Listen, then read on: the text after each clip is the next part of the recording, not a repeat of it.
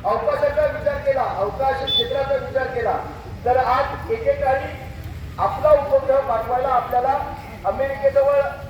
अमेरिकेबरोबर संधान करायला लागायचं. त्यांच्या मदतीशिवाय, नासाच्या मदतीशिवाय आपला उपग्रह हा अवकाशात जात नसे. आणि आजची स्थिती काय आहे? आज अनेक देशांचे उपग्रह आपण स्वदेशी तंत्रज्ञानाने विकसित केलेल्या आपल्या अंतराळ संशोधन केंद्रातून आपण अवकाशात पाठवतो. युद्धसज्जता झाली. अवकाशामधला जो काही अवकाश क्षेत्रातलं जे ज्ञान आहे, त्या ज्ञानाच्या आधारावर, विज्ञानाच्या आधारावरती जगाला आश्चर्य करणारी एक घटना म्हणजे चंद्राच्या दक्षिण ध्रुवावरती आपण उतरलो. त्याच्यामुळे संशोधन या विषयात सुद्धा आपण पुढे कमी नाही, हे गेल्या 59-69 वर्षाच्या कालखंडामध्ये आपण सगळ्यांनी जगाला दाखवून दिलेलं आहे. डिजिटल क्रांती या देशामध्ये घडली. आज UPI द्वारे पेमेंट हा जगातला सगळ्यात जास्त UPI द्वारे पेमेंट करणारा देश हा भारत देश आहे.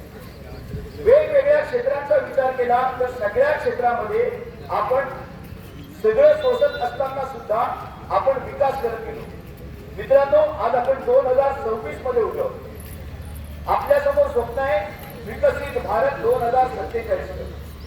अनेक आव्हानं आपल्या समोर आहेत. या गेल्या 4-5 वर्षांचा विचार केला तर 2 आंदोलन त्यांचा मला इथे मुद्दा नमूद कराविषयी वाटतात. एक होतं शेतकरी आंदोलन आणि आता परवा झालेलं CJPचं विद्यार्थ्यांचं आंदोलन.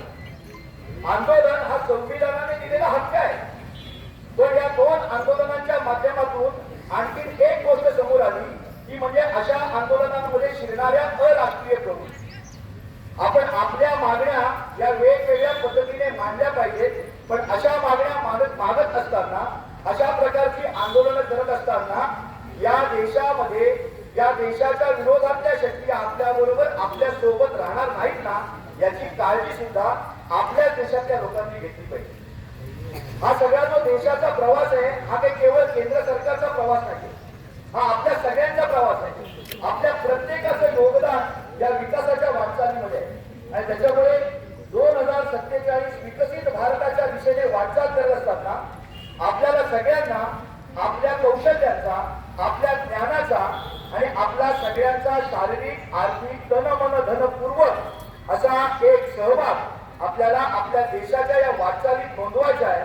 आणि तो नोंदवण्यासाठी आपण सगळ्यांनी सज्ज झालं पाहिजे, असे इथे सांगतो आणि थांबतो. जय हिंद.